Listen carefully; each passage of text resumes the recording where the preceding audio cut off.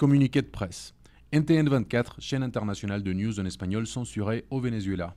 Le signal de la chaîne internationale a cessé d'être diffusé au Venezuela alors qu'elle couvrait les manifestations organisées par les jeunes étudiants et les citoyens le mercredi 12 février. NTN24, qui était diffusé au Venezuela par DirecTV sur la chaîne 725 et par Movistar TV sur la chaîne 404, ne peut plus être vu dans le pays sud-américain à partir de cette date. Après ce qui s'est passé, Claudia Gulisati, directrice générale de NTN24, a dit que le fait devient ouvertement une censure de la presse libre et une violation des droits des citoyens à être informés, ainsi qu'une atteinte à la liberté d'expression.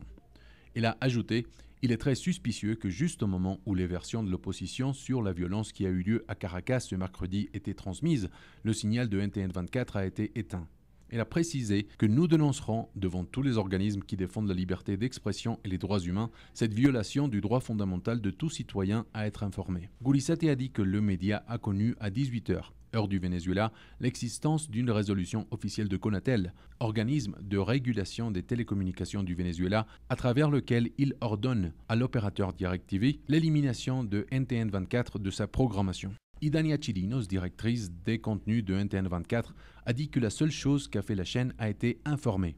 Elle a assuré que pendant la couverture des manifestations des étudiants et des faits de violence, aucune image n'a été rajoutée ni soustraite. Nous n'avons fait autre chose qui ne soit ce qui donne sens à notre métier comme moyen de communication, c'est-à-dire informer, être présent à l'endroit des événements et communiquer les faits, au moment même où ils se produisent, a-t-elle ajouté. Immédiatement, le directeur pour les Amériques de Human Rights Watch, José Miguel Vivanco, a déclaré qu'il s'agit encore d'un abus du gouvernement vénézuélien et un acte de censure incontestable.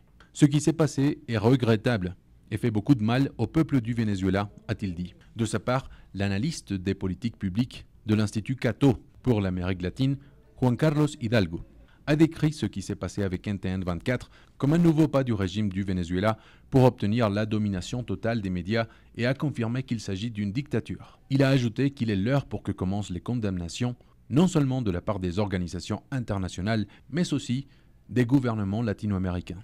NTN24 informera ses téléspectateurs dans le territoire vénézuélien à travers du compte Twitter @NTN24V, où sera publiée constamment l'adresse web.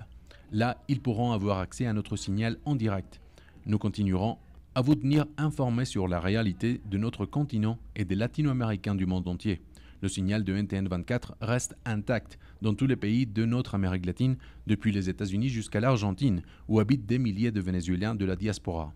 La conjoncture actuelle du Venezuela, tout comme celle des autres pays, continuera à être rapportée par NTN24 grâce à son réseau de correspondants, ses reporters et analystes qui travaillent tous les jours pour transmettre l'information avec un engagement profond et des valeurs civiques et démocratiques. Nous lutterons pour que le signal de NTN24 puisse arriver encore une fois aux téléviseurs vénézuéliens. Notre volonté d'informer reste ferme, a conclu la directrice générale Claudia Gulisati.